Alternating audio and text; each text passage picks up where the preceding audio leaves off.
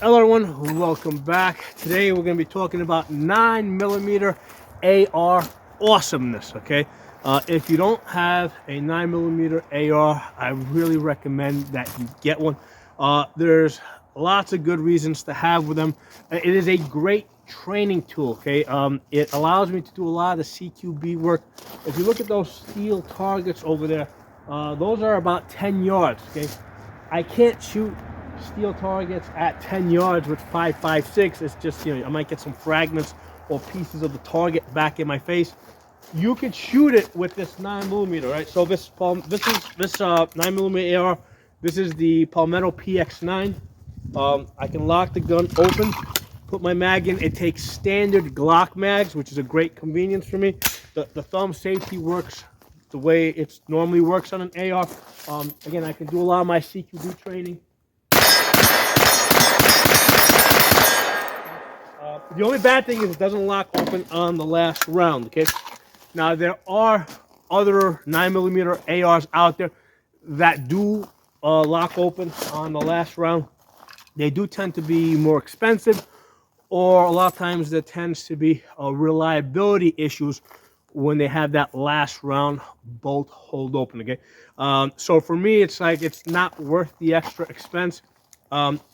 All it is an extra step, okay? Because what happens is when I want to do that mag change, right? So let's say I fire a round, right?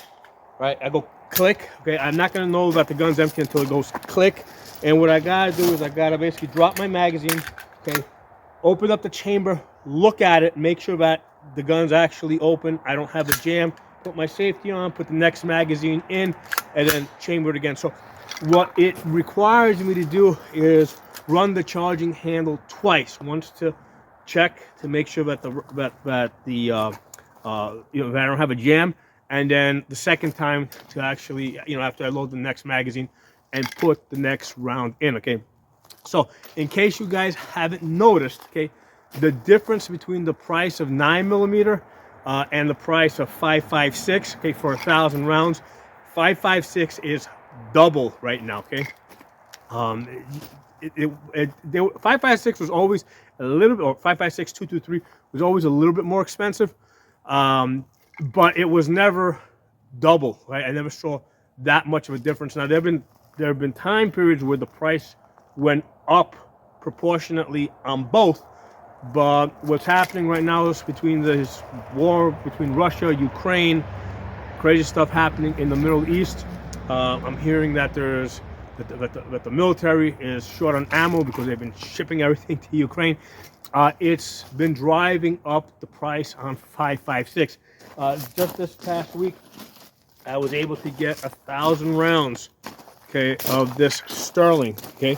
This is steel case ammunition that I'm testing. It's a little smoother than the Tula that I normally have. The Tula's been really, you can still get it. It's still stuff out there, but with all the stuff that's happening between Russia and Ukraine, I noticed that there's not as much Tula out there, and it seems like like the Turkish company, right? This is Turak.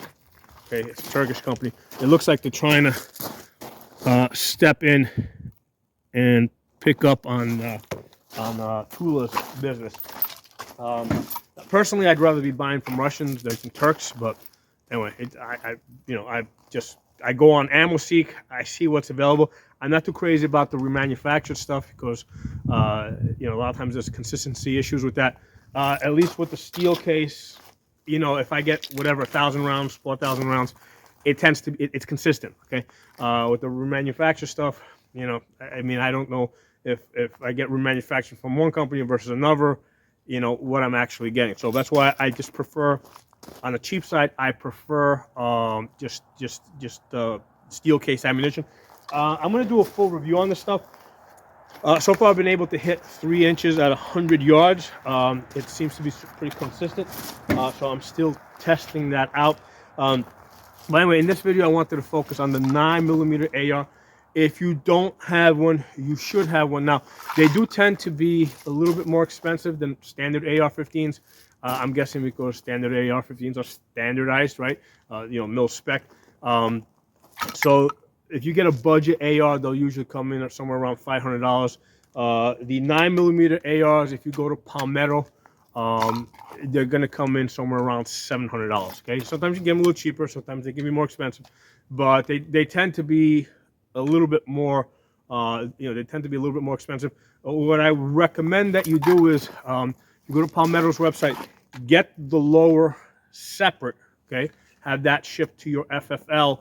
Okay, and then have the upper shipped separately to your house. I don't know for sure, but from what I've been told is that there is a tax that's paid not by us, but by at some point along the way, somewhere between the manufacturer, somewhere between Palmetto and the FFL. There's a tax that's paid on the gun, and if you buy the gun as a whole, right? If the whole thing is like $700, there's a tax that they pay on the whole $700 if that's how they're shipping it. However, if they're only sending you the lower, right, the part with the serial number, and let's say that costs whatever, let's say $200 or $250, they just pay a tax, a firearms tax on that. Okay, the upper which they ship doesn't get taxed as a firearm. So now this is not an area that I'm 100% sure on, because again, this is not a tax that I directly pay. That's what I've been told. Okay, and from my personal experience, I find that it's just cheaper when I buy the gun that way. If I buy the lower, have that shipped to my FFL, and then if I have the upper shipped to my house, I find that ends up being cheaper. Okay, so that's the important part. Not, don't pay so much attention to the tax part, because that's not something we have control over. But if you buy it that way versus buying the gun in its entirety, it tends to be cheaper the way I told you guys. So, so like I said, 9mm ARs are great, especially for your CQB work. In prior to me really getting into 9mm ARs, right? Because there was a time when I was like, what's the point of a 9mm AR? Why not just get a 5.56? Especially at times, we go back like something like whatever, like 15 years, where the difference in ammo price wasn't that much between 5.56 and 9mm 4,000 rounds. There was a time when I was like, yeah, why bother with the 5.56? Just get, why bother with a 9mm AR? Just get a 5.56.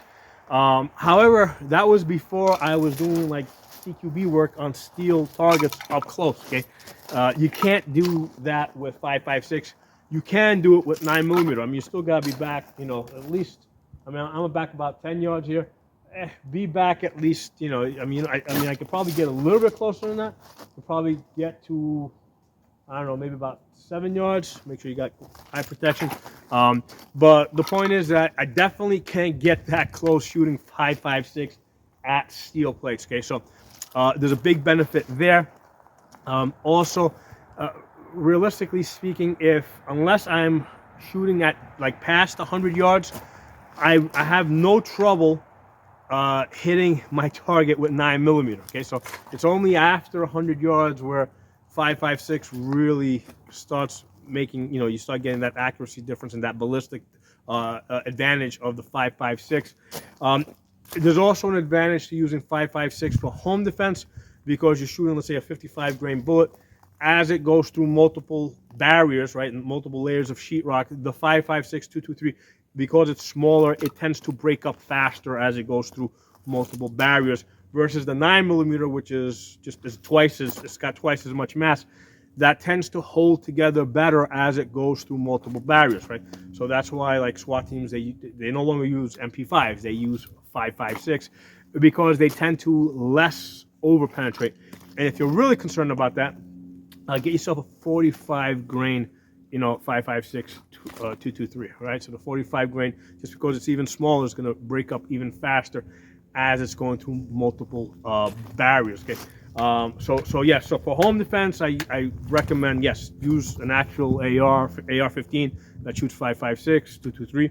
But for like 90 to 95% of my training, I use 9mm. Okay, because 90% of my training is usually inside of 100 yards.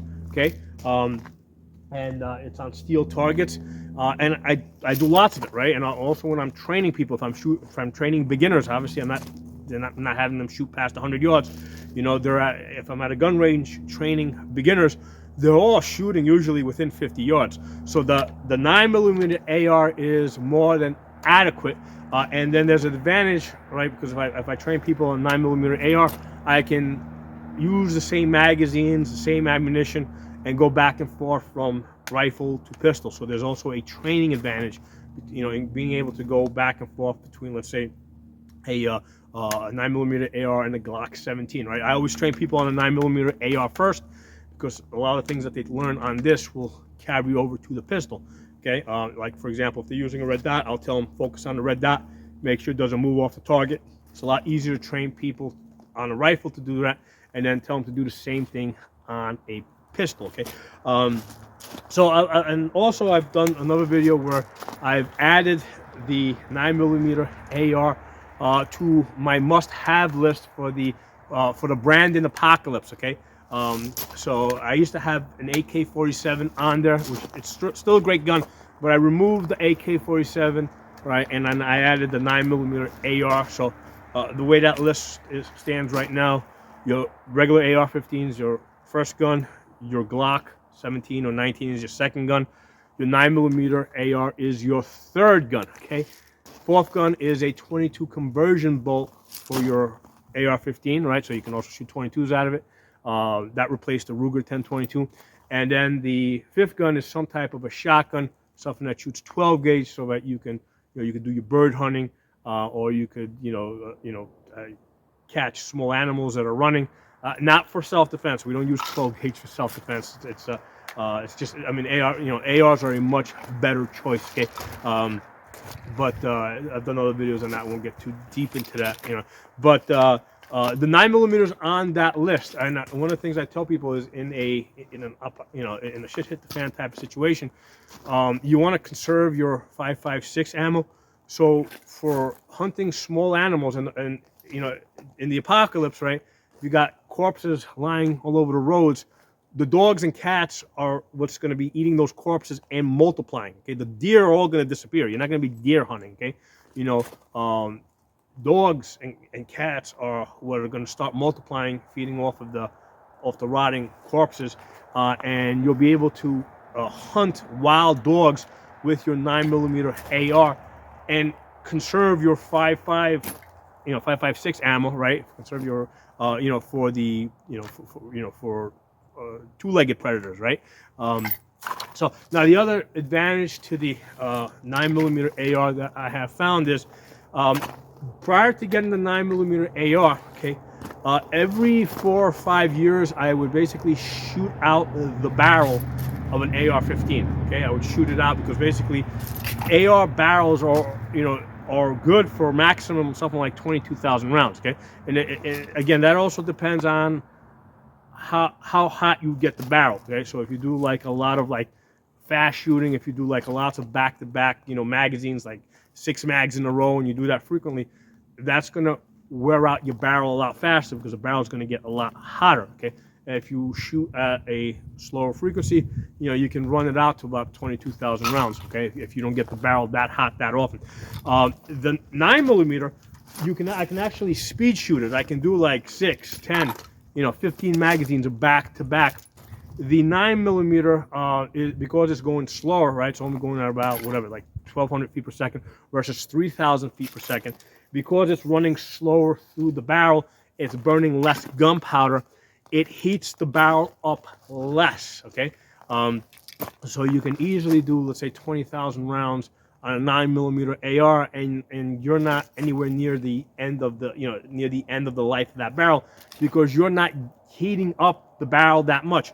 I have a Glock 17 that's got something like 95,000 rounds on it. Okay, and when I put a light down the barrel and I look at the rifling, it looks like I'm only about halfway through the rifling at 95,000 rounds. Okay, so the fact that the 9mm is going at a slower speed, even if you're speed shooting it, you're not eating through the barrel at fast. Okay, so based on the experience that I have had with my Glock 17, that's up to 95,000 rounds, I would say that you could probably get about 100,000 rounds minimum. Okay, probably 200,000 rounds, right?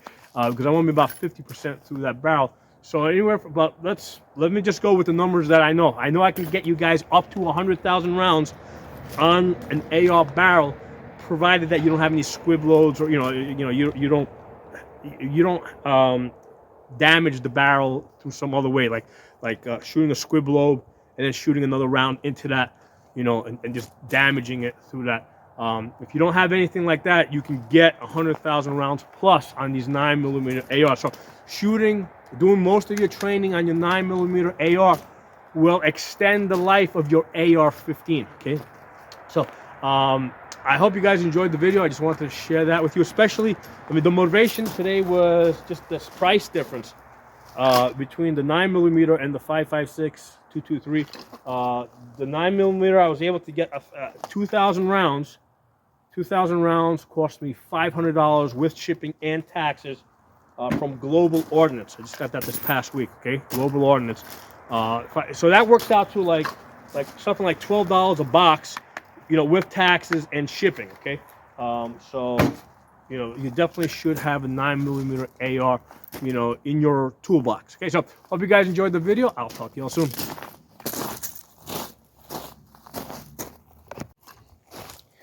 Hey everyone, one more thing that I wanted to add. If a lot of times people ask me, can they put a 9mm upper on a 5.56 lower? Okay, and the answer is no. If you have a 5.56 lower, there are other caliber uppers that will fit on it. Like you can put like a 300 blackout on a 5.56 lower. Okay, but the 9mm, right, as you can see over here, the magazine well that's part of the lower is smaller. Okay, so yeah, if you try to use an AR-15 lower and put a 9mm upper on it, the two aren't going to match up. So you need a 9mm lower and a 9mm upper. Now, other question that people ask me, can I mix and match 9mm lowers and uppers from different manufacturers, right? Like, can I get a lower from Palmetto and an upper from Bear Creek? Okay, unlike AR-15s that are mil spec, right? It doesn't matter where you get them from; they're all standardized. There's no such thing as 9mm AR mil spec. Okay, so a lot of times the uppers and lowers from different manufacturers will match up. They don't always match up because they're proprietary. Okay, so if you're getting into 9mm ARs for the first time, I definitely recommend that you get the upper and the lower from the same manufacturer. Okay, don't try to mix and match different manufacturers. Now, let's say in my case, for example, I have a whole bunch of Palmettos. I can, let's say, get a 9mm upper from Bear Creek or somebody else, and then match it and see if it'll match up. Okay, but I'm doing it with the intentional purpose of, hey, if it doesn't match up, no big deal, I'll just order a lower from, let's say, Bear Creek. Okay, so if you're going into with that mindset that you're okay with experimenting, and if it doesn't match up, fine, no problem, you'll get the lower from the same manufacturer. Yes, that's fine. You can do that. Okay, but if this is your first 9mm AR that you're looking to put together, definitely get the upper and the lower from the same manufacturer. This way that you'll know for sure that the two will match up. Okay, so just want to add that little bit. And also, not all 9mm take Glock mags. Okay, some 9mm ARs take proprietary magazines, right? Or they take, magazines from other, from other companies, right? So that's something that you also want to consider. Okay, for me, I like AR-15s because the patents have expired on them, right? So mil-spec ARs, I can get parts from anyone. I like Glock Gen 3s for the same reasons. The patents have expired on them. I can get parts from anybody. So that's why, like, my main go-to guns is a mil-spec AR-15 and a Gen 3 Glock, right? A lot of them I build myself. Okay, so for that reason, because I like Gen 3 Glocks and I build them myself, I want basically I want to get a 9mm AR that will take Glock magazines. Okay, so that's my line of thinking on that. Okay, so just wanted to throw that extra information out there. Again, this is mostly intended for people that might be getting into 9mm ARs for the first time. Drop some comments below. Let me know if you got any questions. I'll talk to you all soon.